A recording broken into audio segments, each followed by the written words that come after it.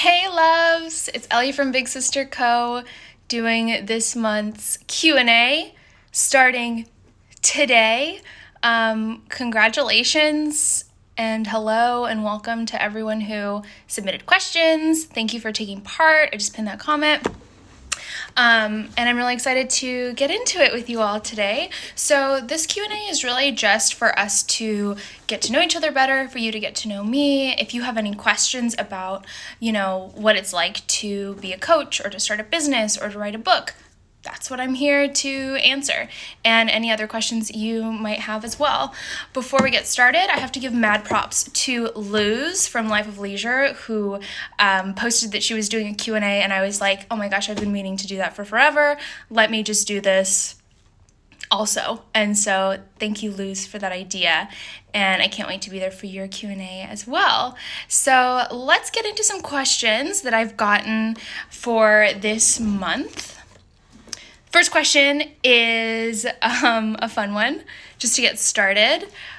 Who would you want to be stranded with on a deserted island? I would love to hear from you in the comments. Who would you like to be stranded with on a deserted island? For me, that would have to be, Elizabeth Gilbert. I love Liz. And I actually saw today, she posted a photo about going to the beach this morning. So I think we would do well there. I just find her really inspirational, really inspiring, as far as the things that she writes about creativity and vulnerability and all of that, and connecting with something greater than herself, but also her work ethic. She gets up and does the thing whether or not she feels like writing that day. And for me with Big Sister Co., that's what I try to support others in doing, doing those two things together, having this balanced life, feeling connected, and going after the thing. When you ride a bull, you don't just get off the bull when it's hard. You're riding a bull. That's how that works. It's going to be hard. And so for me, I know writing a book's hard, starting a business is hard. Being a mindset coach, being a mindfulness coach, both of those things require that my stuff is on lock a lot. And so I really appreciate Elizabeth Gilbert and how she's able to be I'm spiritual, I meditate, I do these things, and I show up every day, even when it's hard, and even when I feel like I'm slogging. She has some really beautiful descriptions of her showing up to write every day. I think she refers to herself as a donkey, just doing that kind of labor, even when it's hard, and not doing it perfectly all the time. And so I think she'd be really fun to hang out with, and I would love to hear her stories. And so I'm on that deserted island with Elizabeth Gilbert. You let her know next time she's on a trip going to an island, I will be there too. Next question I got. This one is, what is the best advice you've ever gotten? I get a lot of really good advice. A lot from mentors and teachers. I would say best advice I've ever gotten. I want to say there are two pieces of advice, but I'm trying to actually pick the best one I've ever gotten. And that would have to be stay where your feet are. Stay where your feet are. And it kind of, the other piece of advice I was going to share is very similar. But I heard stay where your feet are in early 2017 when I was doing a lot of overthinking, a lot of figuring life out, taking some new actions, just getting really vulnerable and exploring what it means to be okay, what it means to be whole. And someone told me, and I asked this mentor of mine a question, and they were like, you know what, just stay where your feet are. Meaning right here, right now, this moment is the one that actually we can do something about and that actually exists. So for me, this piece of advice helps me a lot when things are really uncertain, like right now. It helps me when I have these thoughts of or I work with people who have thoughts about oh, but like I can't do that because what will this person think of me? Or just like thoughts that aren't serving us, that aren't serving me, that aren't serving you.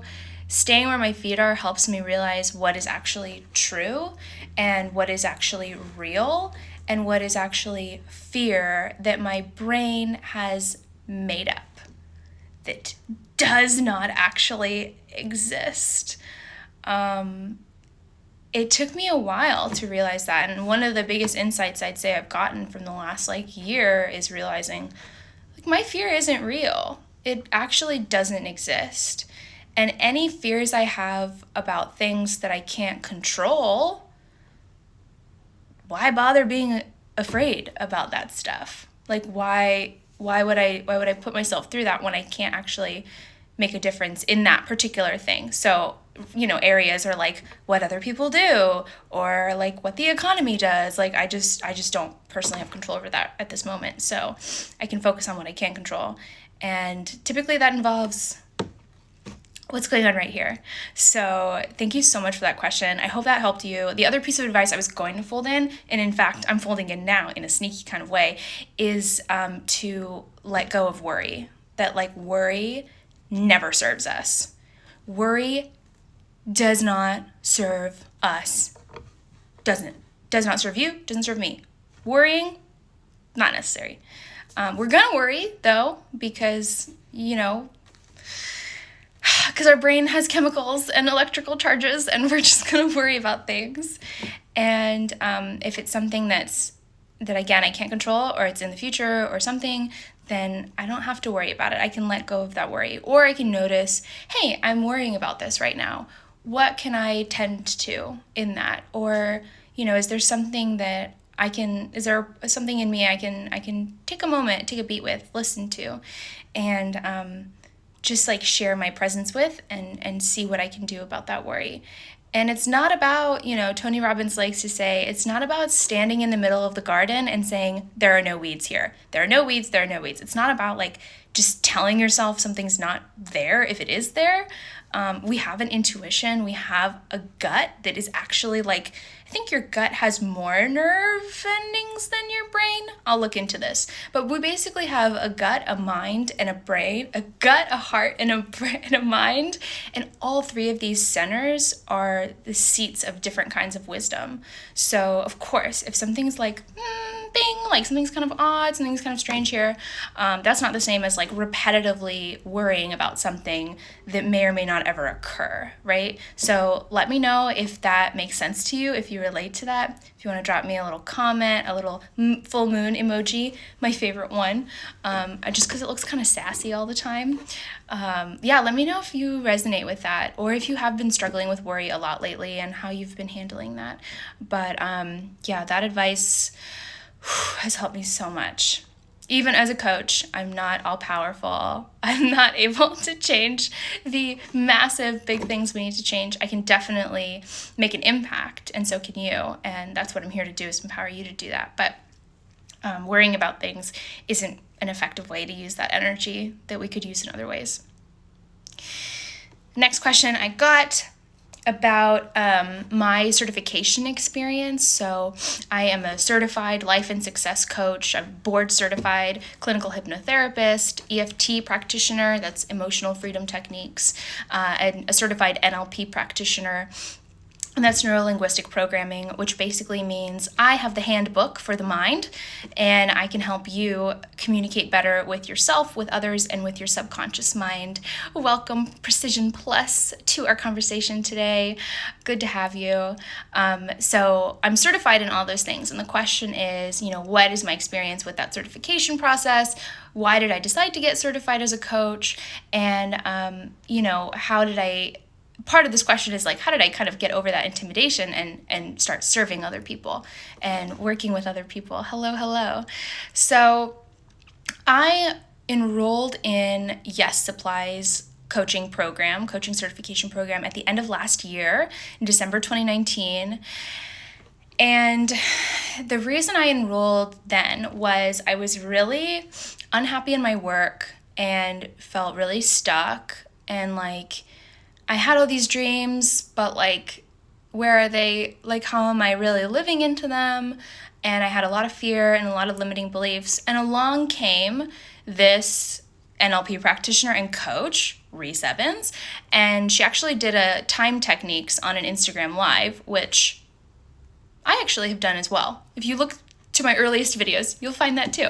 And it just helped me like really see my goals more clearly and get comfortable expressing what I really wanted to the universe, to other people, to myself. And so I decided to sign up for that coaching program, figuring, you know, I've already worked with other people one-on-one. I've done types of coaching in the past.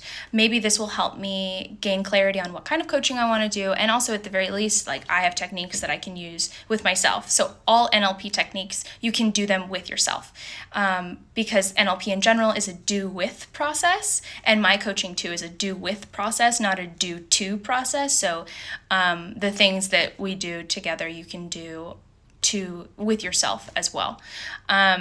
So I jumped into that program. I was going to go to a training live in June, but they had to cancel it due to COVID. So I did a fully online certification process where I recorded videos of me doing the techniques and submitted them and did written tests. And it was a lot of work. I believe it was over 100 hours of learning and videos and practice and Q&As and technique mastery and all of that to do that process. And I actually, like, you don't need a certification to coach people, but I would say it's like better to have one. It's like, if you're an excellent coach without it, that's really great. I know for me, I don't know if I'd be as comfortable leading people in the kinds of transformations I lead them in that are really deep and like really vulnerable, and on the surface might be like, I'm procrastinating, but deep down it's like some issue that's rooted in something else. And so for me, getting certified helped me be more confident in holding space for someone else and not having my own stuff be involved in that. So if someone tells me, hey, Ellie, you know, I want to start an online business.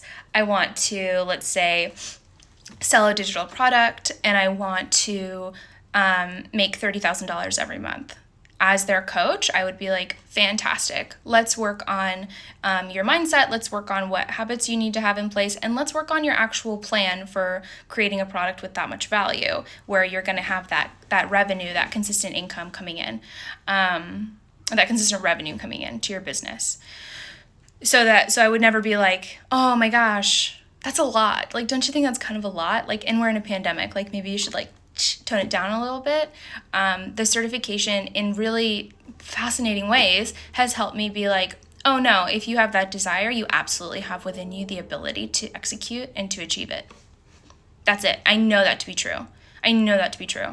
And so for me, I would say like definitely look around. Okay, I don't know. Actually, I was going to say look around and check which certifications are good. I didn't do that, so that's why I kind of went back on that answer.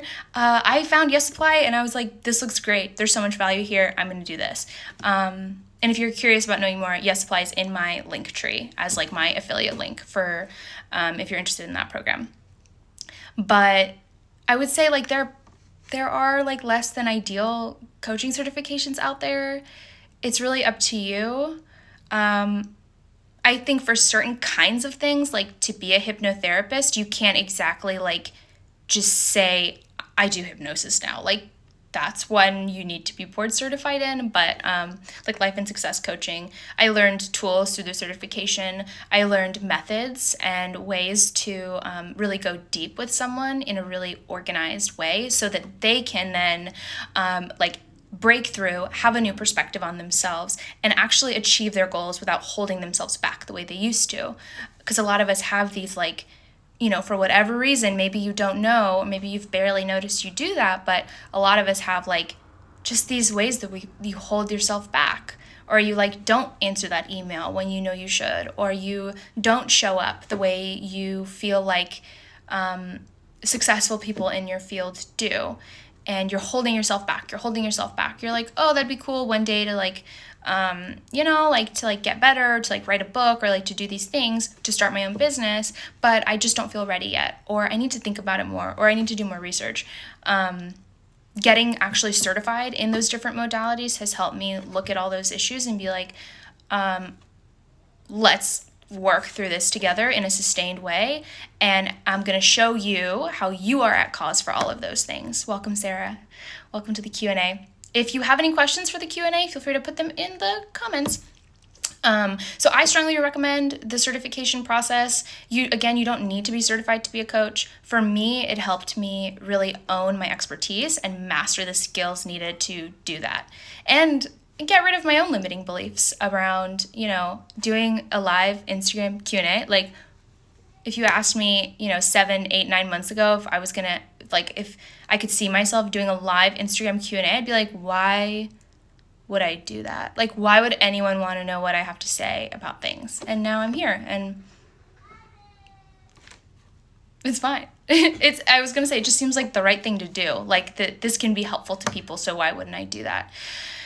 So if you have more questions on getting certified as a coach, I would love to answer them. You can comment here, message me. If you have really specific questions, things you're not sure about, definitely let me know. If you're feeling scared and intimidated to try coaching, if you're feeling scared and intimidated about like really owning your identity as an entrepreneur, as a CEO, as a creative, that is more mindset work. So a certification is not going to solve that for you. If there are tools within the certification that you then use on yourself, then maybe it would work out. But a certification alone, it's just an external thing that we can use to validate ourselves, but that's not how that should be working, and that's not how it's going to work. So I'd strongly recommend doing some mindset work around that, figuring out where there's like low self-worth or low confidence. There are definitely techniques I can recommend for that would be really helpful. But there's no need to do any external work before we do the internal work. That inner work is really important, and I'm probably preaching to the choir, and I'm glad to be preaching to the choir, because the people I like to work with have some self-awareness, and they know they're holding themselves back. It's not the world's fault. They know that they have some tools that they can use to help them with that. So let me know if you have more questions about coaching and about, getting certified as a coach, building your business as a coach. I'd be happy to help with that. The next question I got was an interesting one. Is it okay to be angry? Is it okay to be angry? And to this question, I would respond with another question, which is, who says it's not okay to be angry? Can you think of someone in your life, or is it a voice in your head that says it's not okay to be angry? Who says it's not okay to be angry? We have a lot of opinions about anger, and being in the wellness space, I work with people who are maybe stressed, maybe upset about things, holding on to things. I see a lot more like difficulty forgiving and letting go. But, we know like underneath anger is usually sadness. It's usually something else. Anger is a secondary emotion. So anger is, it's fine. It's healthy. I mean, if we have it in our emotional range, I say it's totally okay, because we're humans, and if it's something within us already, I don't like thinking that some things are good, some things are bad, because then you're like living in a minefield in your own being, if that makes sense. You do not have to do that. But I also would say like holding on to anger over long periods of time, we know that that's really caustic. Hello, Rich. Welcome. Good to have you here. We're talking about anger right now. Isn't that exciting? So we know that over time, anger can be really caustic, really harmful, even physically. Anger on its own can just be a flag. It can be like an indication of, oh, there's something here that I'm not okay with, or something is sort of feeling unjust to me. Is there something I can explore here? It can be an invitation to go inward. Anger is not an invitation to cause harm to others or to attack, right? Anger is an invitation to explore the anger and to figure out, how am I at cause for this? Not how am I at fault for this? How am I, like, what part of this situation am I responsible for? Basically, like, what's on my side of the street and what can I address? There's this great book I've been listening to recently, The Science of Being Great by Wallace Wattles, and in it he says, the only thing that's ever wrong is our personal attitude. The only thing that's ever wrong is our personal attitude, which is a tough one. That's a tough pill to swallow, but I've just been playing around with it, and so I wanted to share that with you too. Now, I have an exercise if you are wanting to explore what's underneath your anger, and an exercise for if you want to release some anger or take some time to maybe forgive yourself and others and let go of it that way. So the way to dig a little bit deeper with your anger would be to ask yourself, so like write down like, why am I angry? And then ask yourself, why? So say I'm angry at Susie for cutting me off. Why? Well, because I thought Susie was my friend, and why would she do that? Okay, why? So like continuing to ask yourself, why am I angry? Why am I angry? Why am I angry? And awesome. Thanks, Sarah. Look forward to seeing you on the replay. So when you keep digging, if you do that at least 5 times, so 5 whys, you'll find underneath all that something new, something that you didn't know was why you're angry, and something that might be the real reason, and it might be something you want to explore or communicate instead of that anger you first had at the very top, that emotion you were feeling first. So that's one way to address that anger. And again, if you're like, I'm angry and I'm going to be angry right now, this is not to make your anger go away. This is to learn something from the anger. This is not to make your anger go away. This is not to like be like, I'm angry. How can I stop being angry? Because the greatest wisdom, and wisdom that comes from like meditation practice, for example, is instead of immediately being like, oh my gosh, I'm angry, I need to stop this right now, being able to stop and be like, oh, I'm angry. Like, oh, that's interesting. Let's feel this. Let's explore this. Is there something here for me? Is there something here I can learn or grow from? Because things will just keep repeating themselves until we learn the lesson, which is kind of lovely and can kind of suck, depending on how you look at it. A way to release anger, if you are feeling like you're there, is one method is the Hawaiian. Looks like I have poor connection. Okay, hope you can all still see me. The Hawaiian practice of Ho'oponopono. I'm not a native Hawaiian, but this practice is something that's really meaningful to me, and I'm really grateful for it, and so I love sharing it with people. And basically, you bring someone to mind, and you just connect with them in your mind, and you communicate with them, and you tell them, I'm sorry, please forgive me, thank you, I love you. And a similar practice is sending love to people you really don't like, or who you have a hard time with, or even people you find triggering.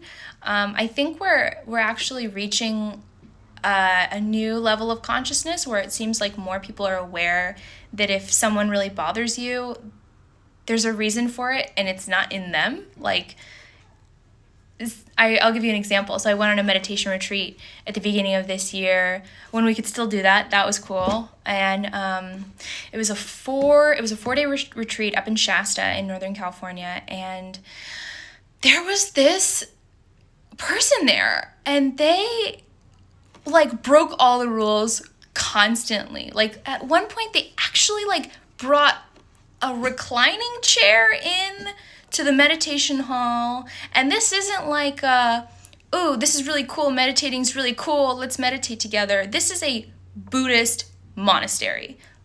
These are monks. This is not like kind of a place where you meditate. This is a place where like full-time monastics live and meditate, and they share their space with retreatants, with visitors, different parts of the year. So I was so like, oh my gosh, this is so disrespectful. How dare you? oh, like you're so, like you're loud and like what's happening? And it was cool because I was there and I knew that anything that this person was bringing up in me was just sort of an interesting thing for me to explore. And maybe this person was representing parts of myself that I was suppressing, that I was rejecting, the shadow.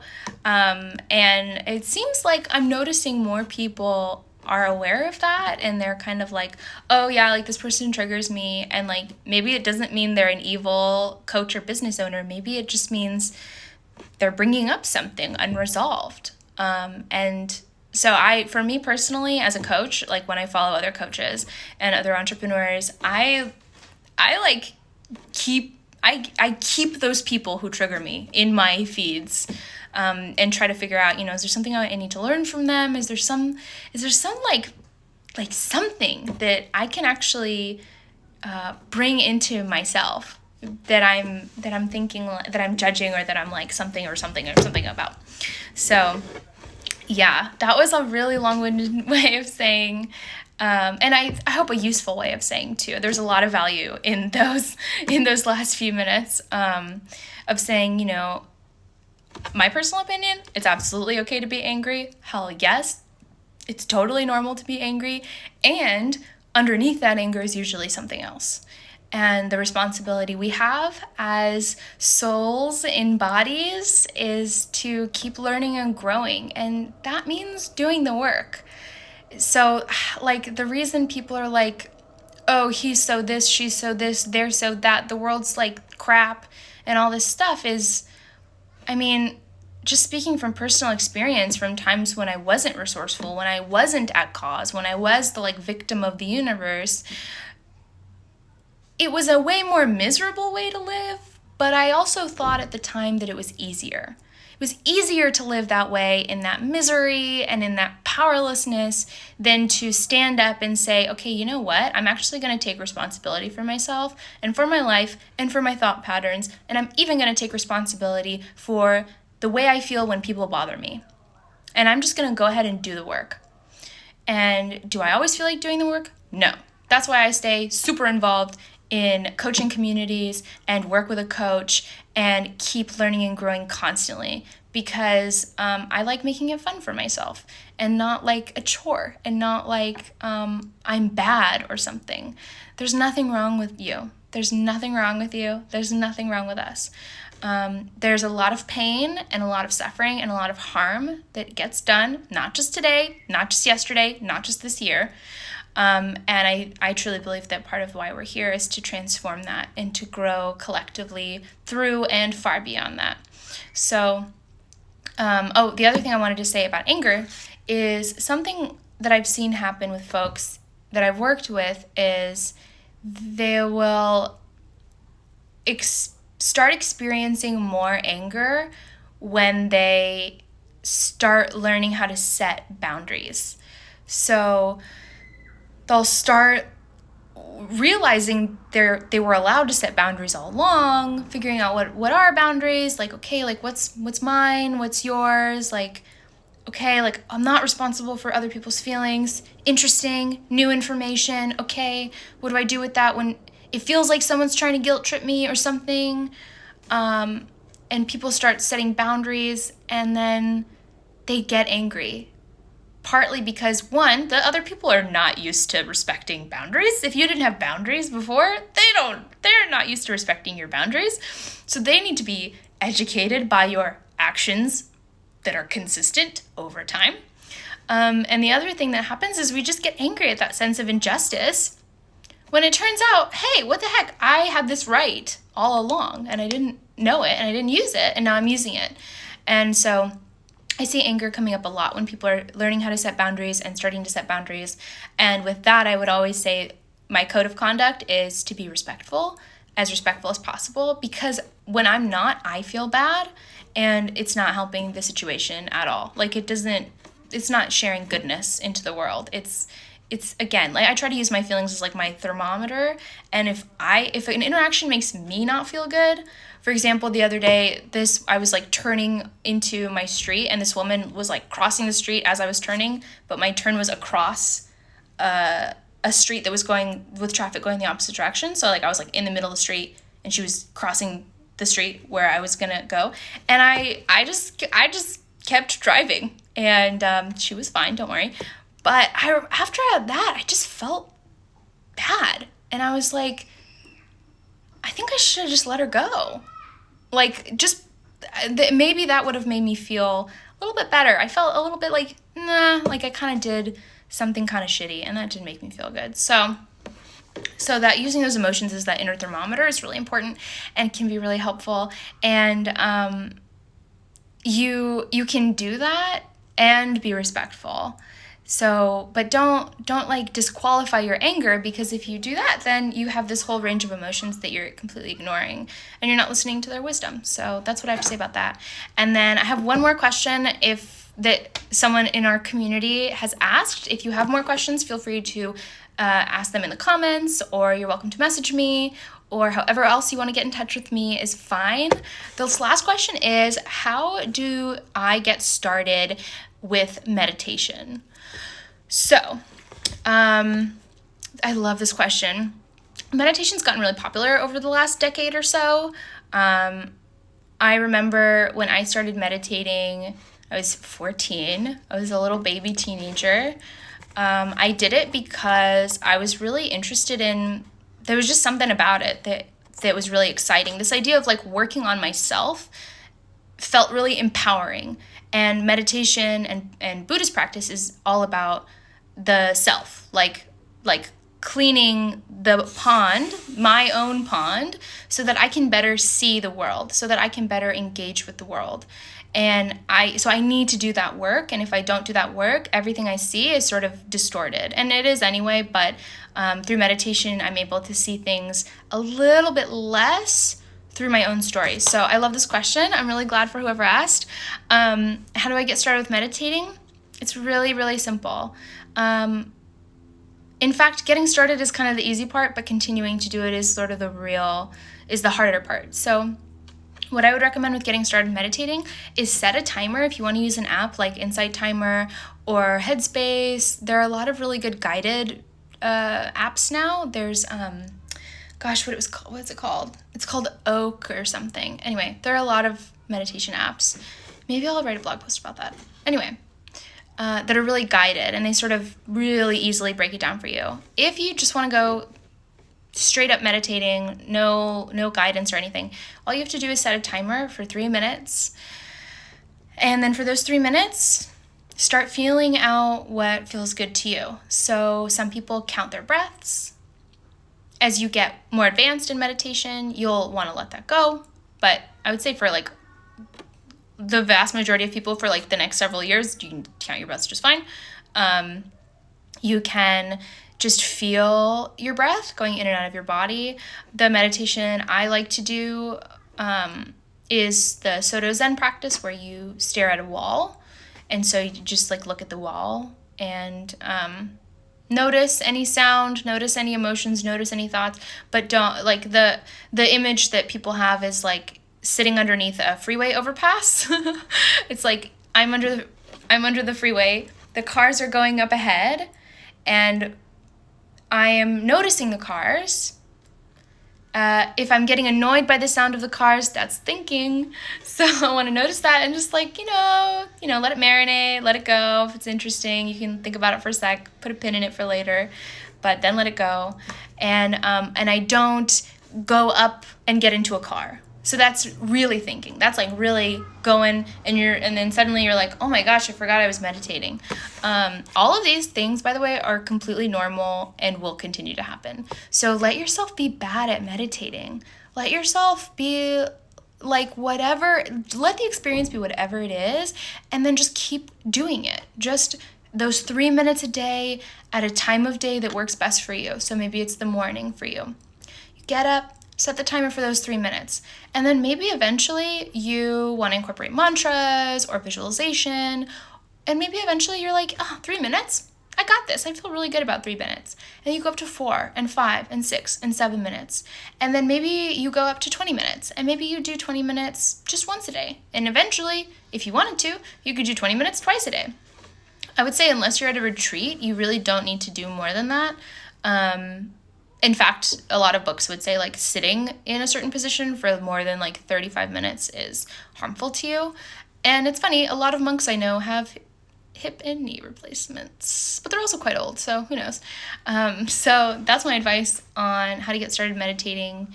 I think for me, because I started so young, I had a lot less crap in my head. I also had a lot more like crazy hormones, so I was definitely like intense anger, intense sadness, intense boy troubles at the time.